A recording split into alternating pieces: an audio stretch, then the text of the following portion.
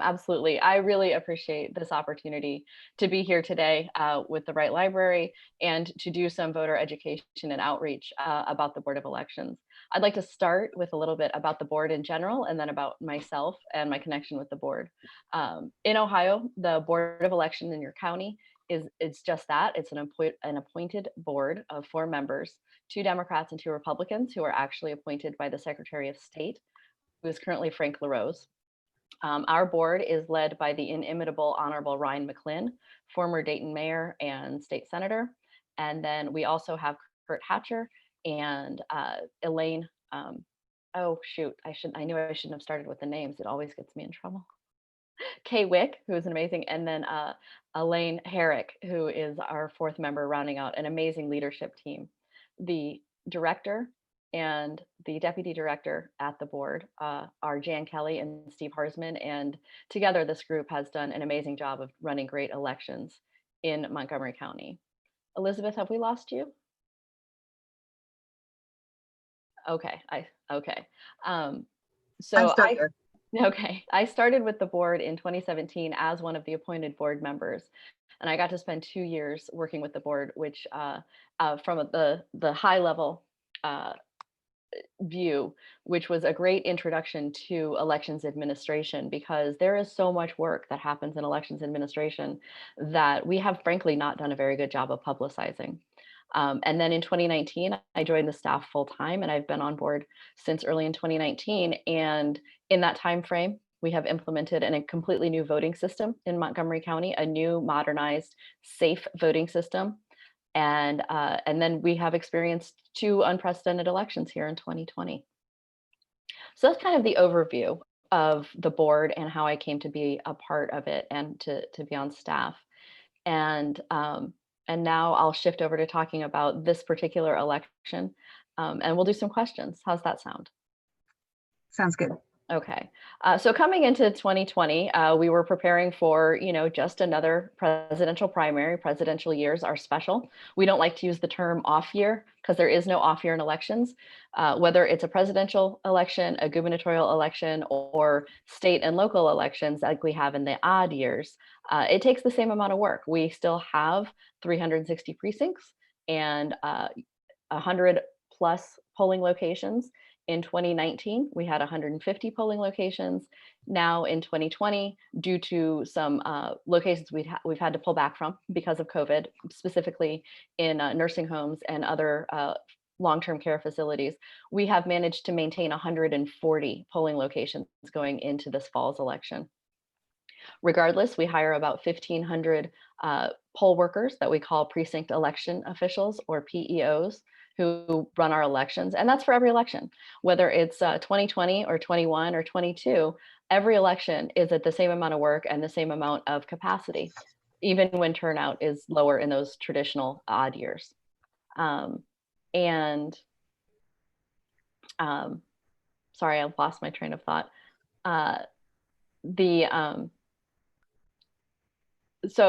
So that's it. And we work year round. It's not just 2 days a year. There's a tremendous amount of work that goes into maintaining voter registration rolls and preparing the equipment, testing the equipment before we send it out. We spent this last year rebranding voting in Montgomery County as the safe voting system, secure, accurate, fair, and efficient, because we think it's really important that people have faith in the system.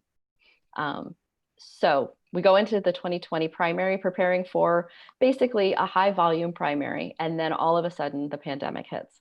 And within 15 hours of planning to open the polls, all of the equipment is already at the polls, all of the ballots are already at the polls.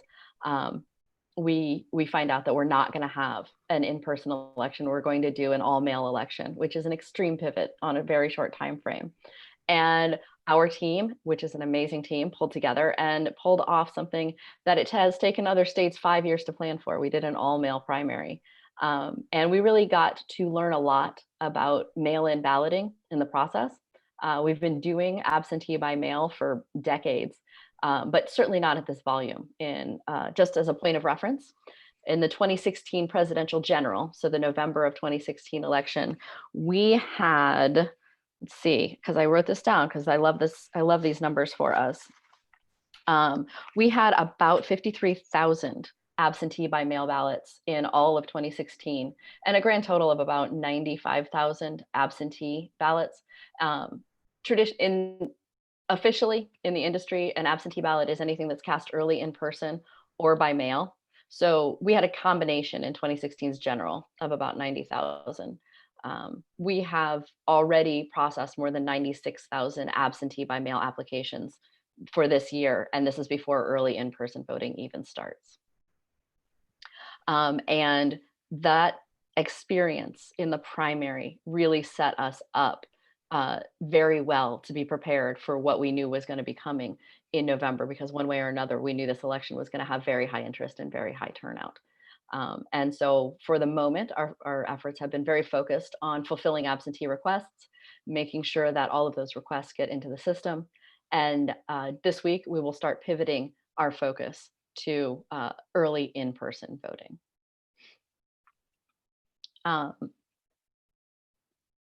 So Elizabeth, if I'm missing something, if you'd like anything expanded upon, let me know. I can talk about elections and nerd things for weeks, given the opportunity. Okay, so just a question about the numbers that you quoted with the, I forget exactly what they were, 50,000, Sure. 90,000. Are those Montgomery County numbers? That's strictly Montgomery County. Okay. That is strictly Montgomery County, yes. And so, yeah, we had 53,000 vote by mail absentee ballots in 2016, and we had 34,000 people vote in person, which is the highest number we've ever had vote early in person. And those are 2016 numbers.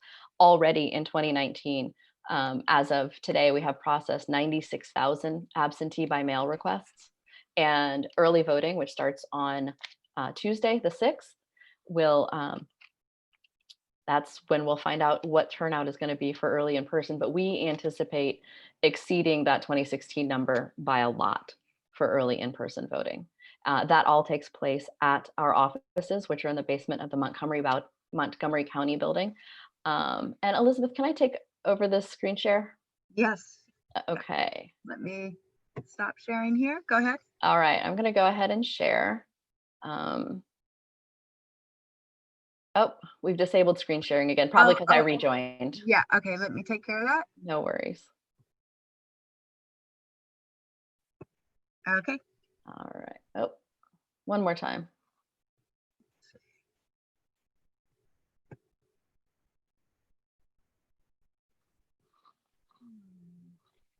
Try it again. Okay. Try it now.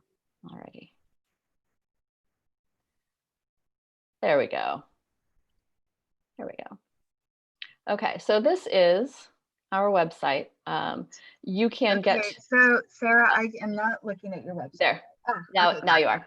Now you are, because I hadn't hit the right button. Okay. So this is the Montgomery County Board of Elections website, which you can navigate to by going to mcsafevoting.com. Our actual website is a .gov, and it's kind of involved. So you can go to mcsafevoting.com. MC Montgomery County, safe as in secure, accurate, fair, and efficient, and voting. Our website starts with a pop-up that lets you know about registration. Our registration deadline to vote in this November's election is this Monday, October 5th. It's really important that anybody who wants to vote in this November's election get registered by Monday. You can do that online at voteohio.gov, which is run by the Ohio Secretary of State, who I mentioned before. It's voteohio.gov. It has a link to sign up online. To register online, all you need is an Ohio driver's license or ID and the last 4 digits of your social security number. If that doesn't work for you, you can also pick up a voter registration card at your local library. Thank you. Also, Kroger has joined the voting effort this year, and you can get voter registration forms and absentee ballot requests at your local Kroger. You can bring those to our office directly.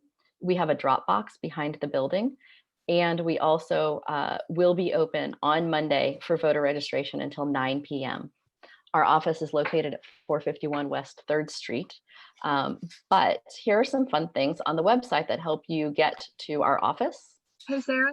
Yes. I have a quick question. Is that also the deadline to update your address if you've moved or changed address? Yes, if you've moved or changed address, you can also do that online. Thank you, Elizabeth.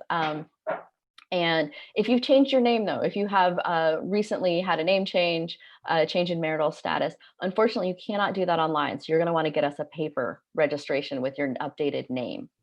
And that has to do with our ability to capture your signature.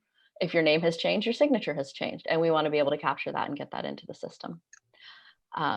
So one of the great things that we have here is there is a link at the top of our website that will give you directions to and a visual on where the Dropbox is. This is 3rd Street, running between Sinclair and the Montgomery County building. And over here is 2nd Street. This is the public parking garage. The Dropbox is right here on this little road called Vista View. And it's basically just an access road behind the Montgomery County building. And the Dropbox is there. It's available 24 hours a day. It is monitored by security cameras 24 hours a day. And when we empty the Dropbox, it's done by a bipartisan team. So it's a really great tool. And it doesn't just have to be ballots. You can drop off registration forms, absentee ballot requests. And then when your ballots are sent out, you can also return your ballots directly to that Dropbox. So this is a very key tool in running this high impact 2020 election. So you can find directions to that, again, on our website at mcsafevoting.com. Other tools that are available, again, we're highlighting this registration deadline. We also have a call center. We're accepting phone calls in the office until 8 p.m. Monday through Friday, and we're also answering the phones 8 a.m. to noon on Saturday. I am fortunate, I get to do this webinar from home, but my colleagues have been busily in the office processing those absentee applications and updated voter registration forms all day today. The board and the staff are just working so hard to make this all work for everybody. So that's how you can find the Dropbox, which is also a good way to find the building itself. One of the things to highlight is if you should be coming downtown to vote early on election day, this parking garage, the public parking garage, is actually located off 2nd Street. It unfortunately is not Googleable. It doesn't have its own address. So if you Google directions to the building, you'll be taken to this part of 3rd Street. Excuse me, this is one of the fun things about working at home. I'll take care of it. Sorry, I had a laundry question from a 9th grader. So yay, I have a 9th grader who does laundry. To find the 2nd Street parking garage, if you're not familiar with the streets downtown, if you Google the Montgomery County Jail, the entrance to the parking garage is between the jail and I-75. So that's just a point of interest for finding us and getting to us. The day after registration closes, so registration closes on Monday the 5th, and again, we'll be open until 9 p.m. Early voting starts at 8 a.m. on October the 6th. And you can, again, on our website, find our absentee mail schedule in the election section, right in the middle, under absentee mail schedule. Because the hours vary, the state of Ohio, we're very fortunate to have nearly 30 days of early in-person voting. And starting with the 6th, we're open from 8 to 5, and then the hours vary after the first 2 weeks. So I highly recommend that if you're thinking of coming to vote in person, that you check out this schedule on our website.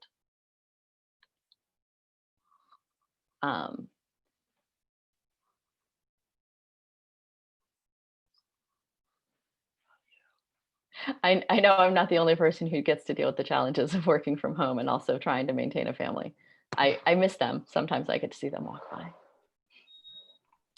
There are also a number of links to other important tools here. You can figure out whether or not you're registered. You can use this link to see whether or not, just by putting in your last name and your first name, to make sure that you're registered at the proper address, check name change status, all of those things.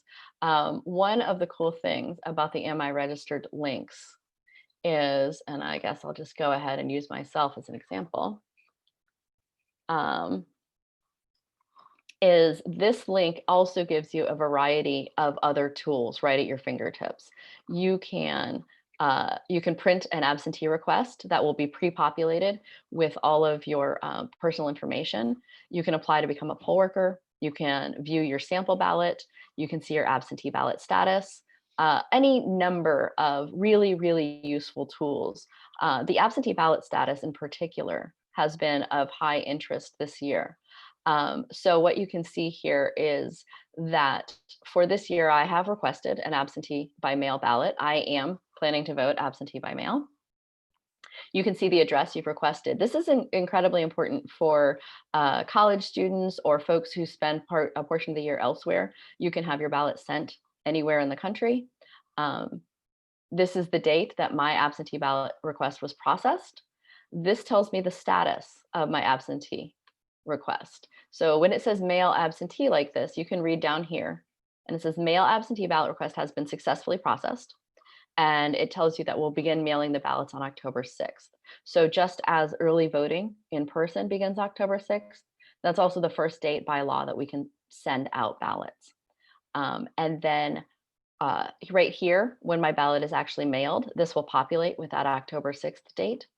And when I return the ballot, whether you return it by mail or using the Dropbox, this right here will let you know whether or not we have received your ballot. So that's a little bit about how that process works. And I really love that voters have it in control on our website to monitor their own registration status, to monitor their absentee ballot status, and then also get a plethora of other information about elections. I'm going to stop talking for a little bit, Elizabeth, and have a drink of water. I'd love a question if there is one.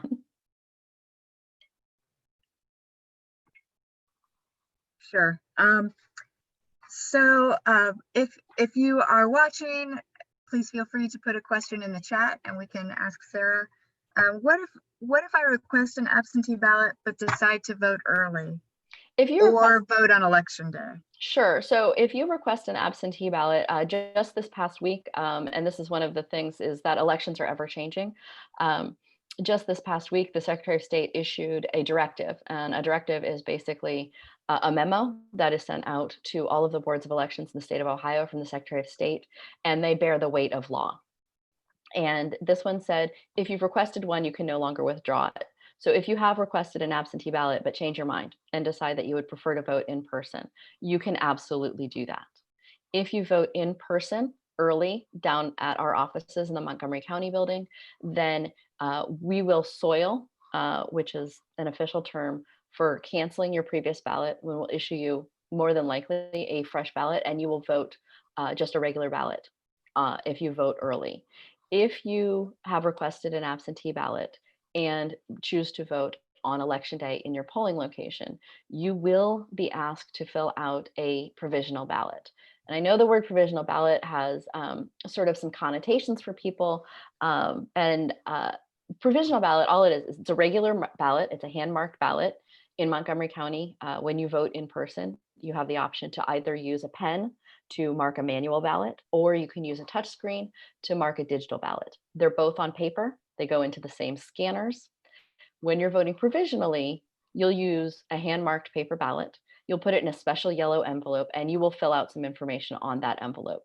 That will include your name, your registered address, your date of birth, some form of identification. Most people use the last 4 digits of their social security number. You can also use your Ohio driver's license or ID number. And then you must sign and date that form. And that's all on the outside of a big yellow provisional ballot envelope.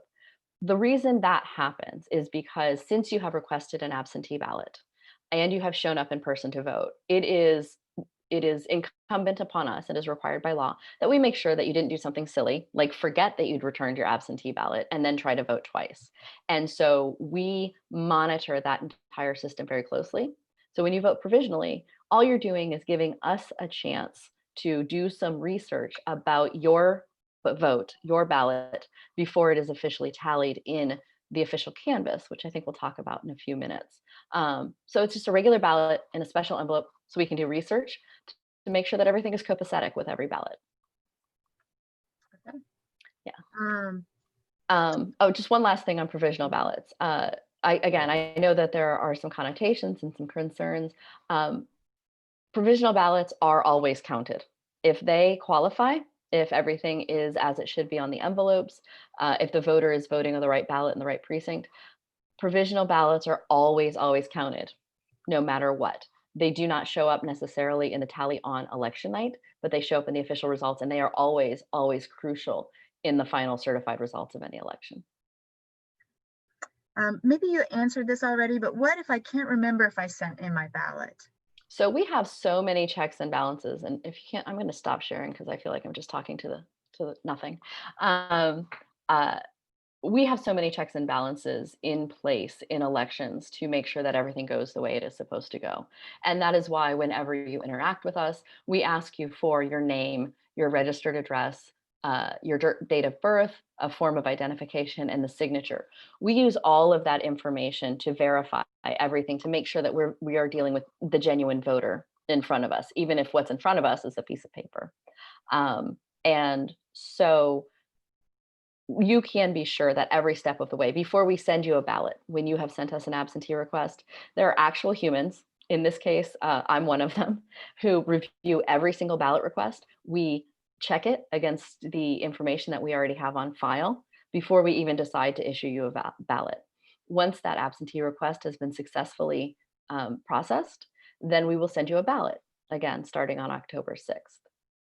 Those ballots, once they are returned to us, they go through a very similar process. We have a very rigorous process for, again, we handle every identification envelope that is holding a ballot for name, registered address, date of birth, form of identification, and signature. And again, it is actual humans who are doing that. The processes have become more animated and more electronic, but every step of the way, there are real people involved in doing that. And again, it's a bipartisan team of very professional folks. And it Um, looks like there was a way on the website to just kind of track your ballot. So yeah, you could maybe check there if you don't remember. right. And that's what's so cool is when we have received your ballot back in the office, we're going to upload that information every night. So we're going to work some really long hours to make sure that as ballots start coming back in, um, we can get as much as possible processed and loaded onto the website so that you can check the status of your ballot on a daily basis. Okay. Um, would you say it's better to vote early, vote by mail, or vote on election day? Is there a best way to vote? There's not a best way. We're working really hard to make every way as accessible as possible and to fit the needs of every voter. I think I just put it out there in the world. I am personally voting absentee by mail. We are promoting that this year. It's incredibly efficient. It's incredibly easy, and it's very safe considering the health concerns that we're all dealing with right now. Mhm. We start sending the ballots out on the 6th. Again, on our homepage, you can see what dates we're planning to send ballots out to folks. The sooner you've gotten your request in, the sooner you'll get your ballot, and the sooner you can return it to us. Again, either by USPS mail, where you'll want to use 2 stamps just to be safe, put 2 stamps on a returned ballot, or you can use our Dropbox. And we think that that is a way that we are going to be able to serve a lot of voters in a way that suits their needs and suits their comfort levels. And again, I mean, 95,000 absentee by mail requests is yet another unprecedented number in an unprecedented year. You can also vote early in person. Again, that takes place at our building. We are located in the bottom 2 levels of the Montgomery County building, and we have been working really, really hard the last 2 weeks to create traffic patterns for both vehicles in the garage. You can park in the public parking garage that again is off 2nd Street between the Montgomery County Jail and I-75. And then to facilitate people coming into the building because of social distancing requirements and because of our need to implement safety measures for both the staff who are working with the voters and the voters themselves. We have marked floors like every store you go into these days with recommended social distancing spaces. Because of that, we can fit about 106 people in the building at a time. We'll have a minimum of 10 people processing voters at any given time. Our processing is very quick. So we'll be able to handle a lot of people, but we're also going to ask for patience from folks because we are learning as we go just as much as everybody else is, and we feel very good about our processes. But we also know that people have a lot of passion about voting, which is fantastic, the outpouring of passion that we've seen. But we're also going to need patience because we're dealing with the same challenges you are in terms of the need for social distancing, the need to maintain sanitary conditions. All of our staff will be wearing masks at all times. We ask that voters do the same. Masks and hand sanitizing are highly, highly recommended. We have invested this year actually in a stylus pen. It's a combination click pen with a stylus tip. And when you enter, we'll be giving a voter that pen. They'll use that to sign. They'll keep that with them. They'll use it to operate the touch screens, and then they'll take it with them. So it's a single use item for every voter. So that's one of the ways that we'll be making sure that we maintain a clean environment for both, again, our staff and the voters.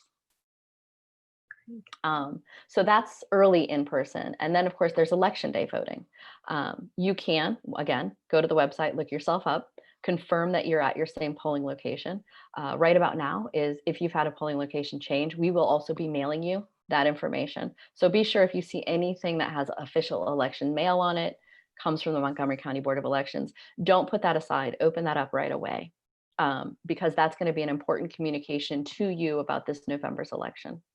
When you go to vote on election day, the polls are open from 6:30 a.m. to 7:30 p.m. And again, there will be 6-foot distancing inside the polling locations. So I think we're all a little accustomed to some lines for a presidential election. You should anticipate that the lines this year are going to be more outside than inside because we can only fit so many people inside any given building, maintaining 6 feet of distance. And we are also, again, poll workers will be staffed. Or will be masked. We'll have hand sanitizer available and masks available for voters. Again, the single-use stylus pen, and we will be cleaning equipment between voters. Those extra steps are going to mean that the process is still going to be very efficient, but it's not going to be quite as quick as you may have been used to in the past. Right. This is kind of a different topic. Will absentee ballots be included in initial polling numbers on election night? Oh, yes. Yes. This is a really important topic. So one of the things, so people are more aware of absentee voting by mail than they maybe have been in the past. One of the things that's kind of fascinating about this year is the procedures themselves haven't changed. Absentee ballots by mail and in person are actually the first returns that you see on election night. Because the polls are open until 7:30, we actually don't even have data back in the building for tabulation, usually until 8:30 or 9, but we do our first upload of data at 8:15. So when you're watching the news at home and you see the scroll on the bottom of the screen or they're talking about it, those early returns at 8:15 are the early vote numbers, the combination of early in-person and the mailed ballots that we've already had an opportunity to process in the office. Which gives me an opportunity to talk a little bit about that, is that absentee by mail, we actually, by law, can start processing those as soon as they come back into the office.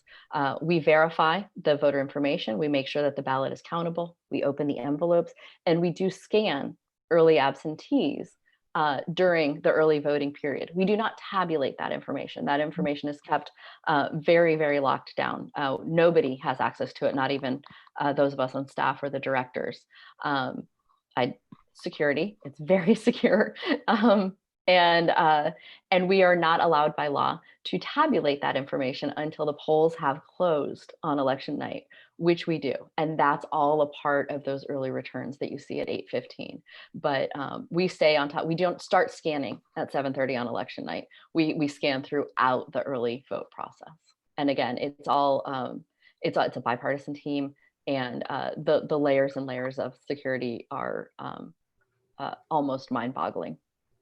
But it is, gosh, learning about it has been such a great privilege. So it sounds like you can be sure if you get your absentee ballot in early enough to be processed that it will be counted on election night. Yes, it will be counted on election night. And even so, the election isn't over on election night. This is another thing that has always been true, but now we have a great opportunity to really talk to people about it. Election night itself is called in the business the unofficial canvass.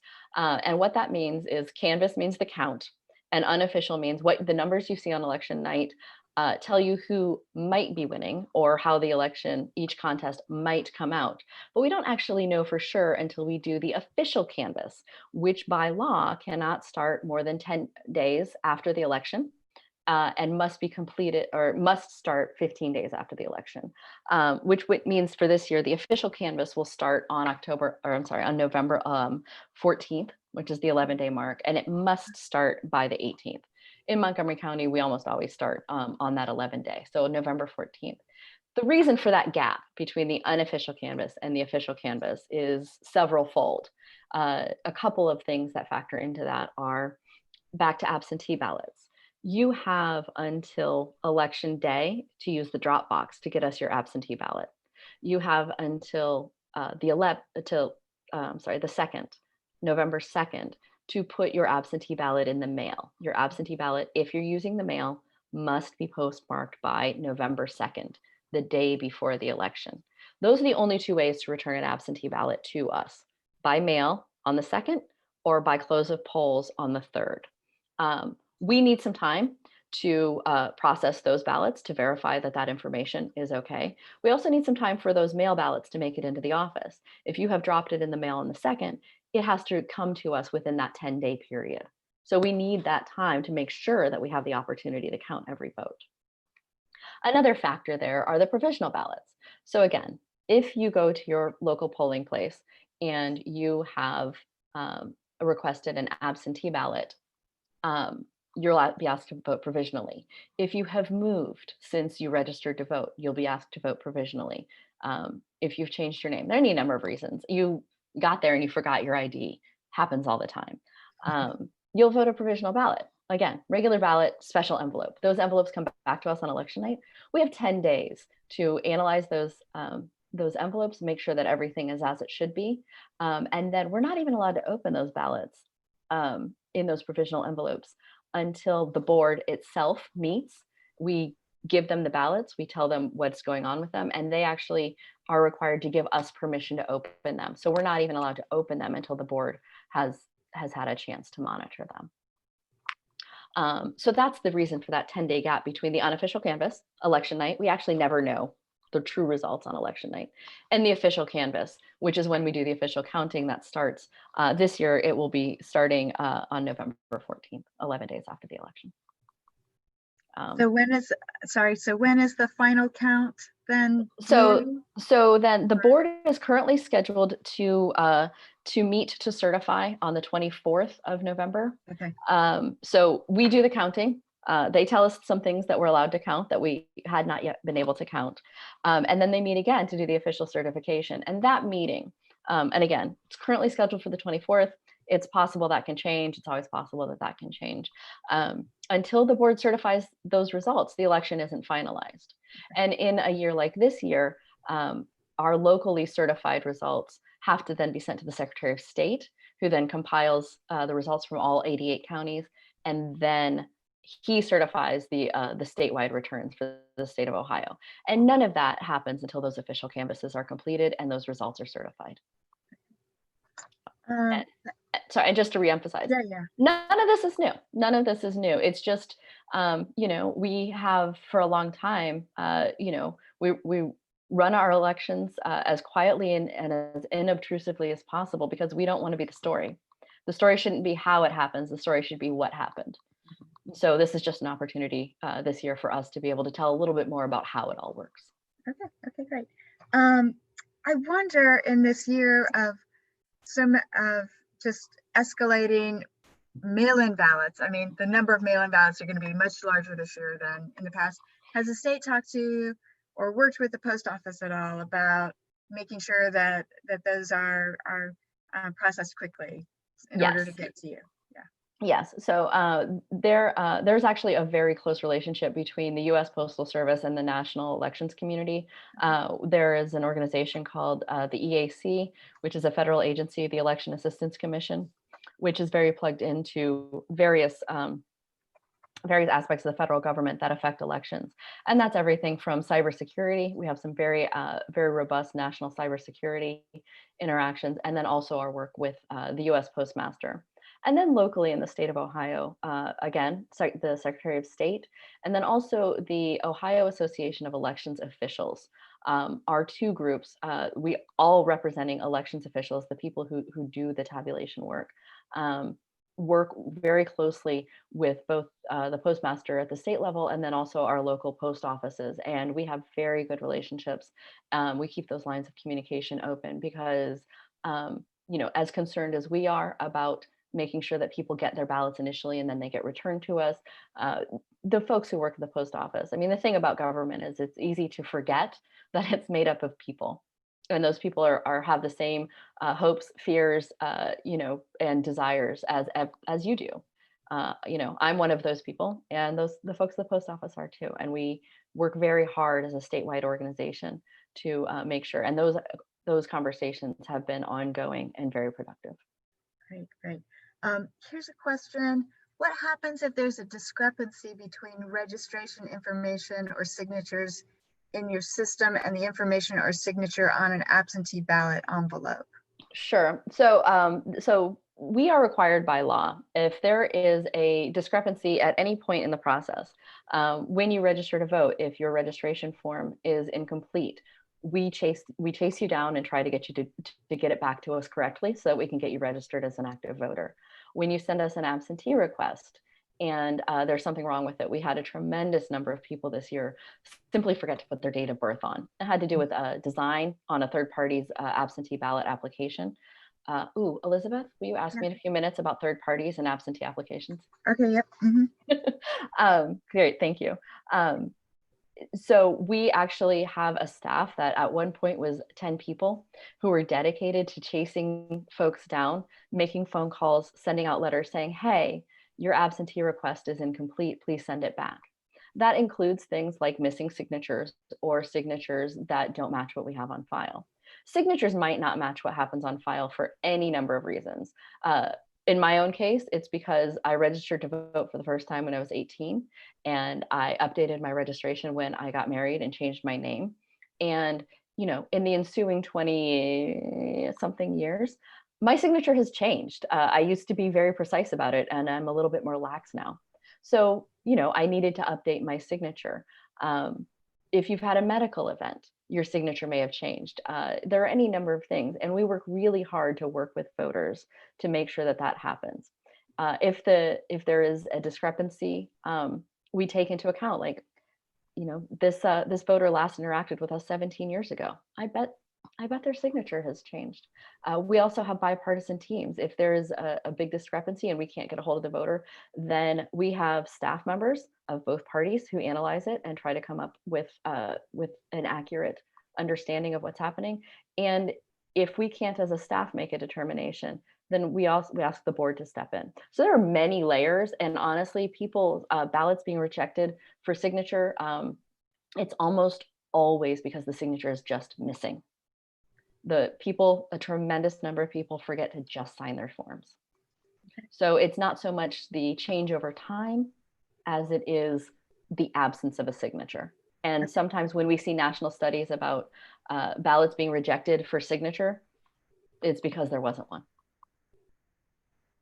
And it is required by law that you sign it. Okay. Do you want to go ahead and talk about the third-party absentee ballot application? Yes, I do. I've seen a lot of those. Yeah. Yes, and I think so many people have. And again, because people are very much on high alert about voting this year, and confusion is easy. So I want to start with saying your local Board of Elections has not sent you an absentee ballot application. The Secretary of State has sent or will be sending an absentee application to every voter who is registered in the state of Ohio. These applications are only going to registered voters. And then there are also third parties who are sending out applications. So it could be an issue advocacy group. it could be a political party, it could be a campaign. There are lots and lots of people who are trying to help voters by putting an absentee ballot application in their mailbox. What the law of unintended consequences is, sometimes if you've already made a request and this absentee request shows up in your mailbox, you might think that something happened and we didn't process it. They're not weeding out people who've already made a successful request. And so what happens is some confusion, which is why I work so hard to promote the website. If you get one of these and you're not sure if you need to fill it out, go to the website, look yourself up. And before you send us another form, let's see what's going on. Worst case scenario, if that's not working for you, or if you don't have access to the internet, fine, give us a call. 937-225-5656. We've got people answering the phones. We will happily look you up and let you know what's going on with your absentee ballot request. If you accidentally do send in another request, what happens? If you send in 2 requests? I think our known record at this point is 5. Oh. And my favorite story is from a voter who had received a bunch of absentee ballot requests at his house from various organizations. He filled out every single one of them, put them all in an envelope together, sent it to us with a note that said, I don't know, just, can I have a ballot? And I really sympathize with that little level of overwhelmed confusion. I think he put 4 in that envelope. So if you send us an extra request, we'll receive it in the office. We have a whole team that opens up the mail, they sort it out, and then the people who are actually doing the data entry on those will look you up. And if you've already made a request, then we mark that, we put it aside, we retain it with the rest of our records, because there are rules on retaining records for elections. But we don't process it again. You send us a good request, we'll send you a ballot. You send us 2 requests, we'll still only send you 1 ballot. Yeah. So let me ask you, here's a question from a viewer. I have applied for a mail-in ballot. I know that I can return it via US mail or the Dropbox downtown. Can I also return it to the elections office downtown in person, or in person to my local polling place on election day? This is an excellent question. So the Dropbox downtown is technically a part of our office, the outside Dropbox, which is probably the easiest way to do it. You can also come into the building and drop it off, but you would have to park your car and then navigate the line of people who are waiting to vote in person. You can absolutely bring it to our office. It just may be inconvenient for you. The outside Dropbox is probably more convenient. You cannot, and please do not, under any circumstances, take it to your local polling location. They cannot accept your absentee ballot. So please do not do that. You have until polls close on election day to bring it to us downtown at either the Dropbox or in person in our office. So that is the best way. And then of course, the Postal Service, and again, 2 stamps on that, and make sure that it is in the mail and postmarked by the 2nd, the day before election day. Great, thank you. Do you have a recommendation if somebody wants to request an absentee ballot? When is the latest that they should send in their request? Sure. So by law, we can accept and we will send out ballots up until noon on the 31st of October. And that is the law, that we must process, accept, and send out those ballots. But doing the math on that, the 31st of October is the Saturday before Election Day, which is the 3rd of November. So we and the Secretary of State's office are recommending that you get those absentee requests into us no later than the Tuesday before Election Day. And that date is escaping my brain right this second. But I believe that is the 27th of October. So you really want to get those absentee requests into us no later than the 27th of October. And I think those logistical issues are pretty obvious as to why you would want to do that. Mm-hmm. But we will be processing everyone that comes into us, everyone that is valid. We will be sending a ballot out to those folks. Just know, if you wait, this voting's a partnership. We do as much as we can, but we need our voters to do as much as they can. And just again, I think maybe you said this, but can you drop your absentee ballot request into the Dropbox? And Yes. We're checking that now? Yes, daily, oh, absolutely. Okay, multi-times daily. Yes. okay. Actually, anything that any elections related, if you just want to drop us a note and tell us what a great job we're doing, you can put it in there. But sure, your absentee ballot request, again, your voter registration forms, which you want to get to us by 9 p.m. on Monday, this Monday, October 5th. Um, your ballots themselves, or any other information. You know, if you're a candidate and you need to bring in your campaign finance report, you probably want to go to the front desk. But if you don't, anything that has to do with the Board of Elections, you can drop it right into that box and we'll take care of it. Again, we're checking it multiple times a day already. And I suspect that we will only be doing that more actively going forward. Okay. Um, just kind of changing the topic here. We've been hearing about election monitors, people monitoring the polls. Can you talk a little bit about that, what Mhm. monitors are and who's allowed to do that? Sure. So monitoring is a time-honored process, and I'm sure everybody remembers the pictures. Well, those of us who are old enough to remember the pictures from Florida in 2000, and how there were elections officials doing the actual tabulation of the ballots, and then there were other people observing. People who are observing elections, it's actually a pretty formalized process. So in order for anybody to actually have an observer inside a voting location, there's paperwork that has to be filled out by the organization that they're representing. That paperwork has to be received by certain dates by the elections office, and then also approved by the board. So if anybody is inside a polling location monitoring, it's because there have been several layers of work that has been done. Again, it's date specific, there's formalized paperwork, and there are rules. If somebody is monitoring an election for a third party, they cannot interact with voters, they cannot interfere with voters, they cannot talk to voters or try to influence their votes. They cannot actually interfere in the work that the precinct elections officials are doing. Their job is strictly observing, and that is a formalized and fairly time-honored process. And that's what happens inside. You may recall when you go to a polling location, or if you come to vote early, there are those 100-foot signs outside. No campaigning of any kind can happen inside those. And once you're inside that, you have to honor the rules that are set forward to keep everybody's vote as private as we all deserve. And what about political groups that may be, watching the polls?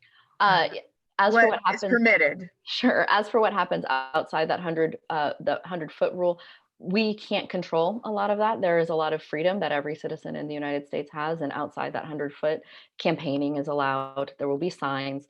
There may be people who feel like they're monitoring the situation. We can't do a lot about that. We will ask everybody for patience with one another. We'll ask everybody to respect everybody's comfort levels in this time of the pandemic. Intimidation, anything of that sort. If something is happening outside the polls that is creating anything, we always have everybody's health and safety in mind. But that is, if it's happening inside a polling location, it's happening within a set of guidelines and rules. What if lines are so long on election day that not everyone in line has gotten to vote when the polls officially close? Oh, another great one, because there are rules and procedures for this that are also longstanding and time honored, and they're actually prescribed statewide. We all use the same manual from the Secretary of State. So whether you're voting in Montgomery County or Greene County or Darke County, it's going to be the same. The polls are scheduled to close at 7:30 on November 3rd. If for some reason those hours are extended, which is actually pretty common in a presidential race, if those hours are extended, then they're extended. No matter what, when the polls close, there is a precinct election official whose job it is to go stand at the end of the line. And until every single voter who was in line at the close of polls is serviced, that polling location will stay open. And the way that we know that that person was in line is because we have a poll worker standing in line behind the last voter. And so that's how we know how that works. And those rules are again, they're prescribed, they're statewide, and they have been used in the past. This is not special. This is regular. Okay. I think that is all my questions. I'm just looking at the chat. If you're watching and you have any other questions, now's the time to put them in. Let's see. Did you have anything else that you wanted to No, say? no, I mean, I understand that people have a lot of anxiety this year. I think that people have a lot of concerns.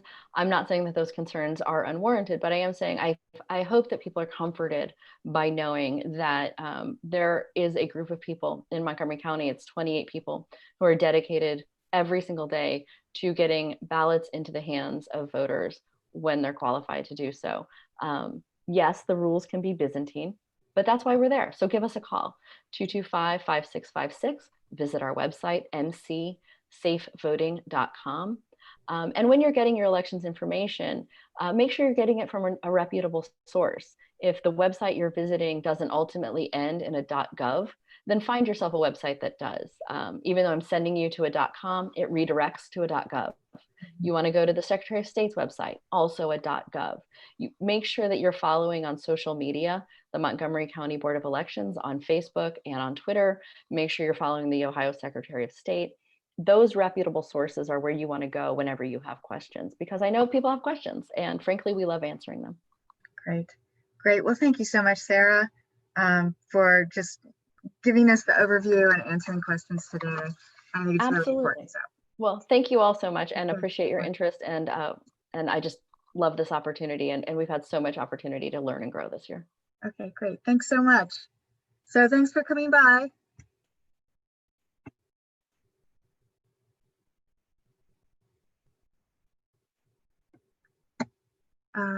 Sarah, thank you.